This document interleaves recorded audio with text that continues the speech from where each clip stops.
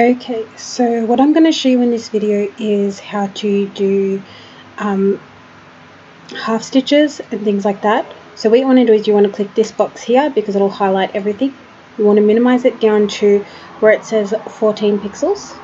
So we'll just do that, and then 14 pixels that way. And then what you want to do is you want to highlight the cells separately. So the way I'm doing this is I'm holding the control button, I'm clicking on this square, dragging to that square, releasing control and clicking at the same time. So what you want to do is you want to highlight 10 of these. So 1, 2, 3, 4, 5, 6, 7, 8, 9, 10. You want to hit merge and center. Then you want to highlight all those 10 and you want to drag it down 10. So you want to go down to 21. And then you want to go all borders. Then you want to do a thick border around the edge like that. Now I'm going to zoom out to 80% and I'm just going to drag that across, and then I'm going to drag that down.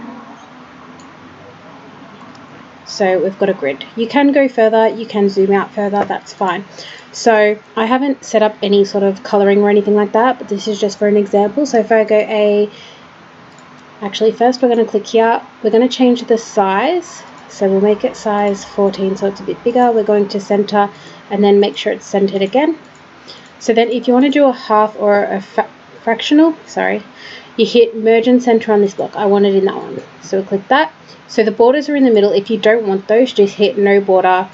Then you can just do an outside border to get the normal square back. So say I want A here and S there, you can have it. I would suggest minimizing this to a smaller size, so you can just do that. And then you have your fractional, or you can add however many you want, but that's how you would do it. I hope that helps.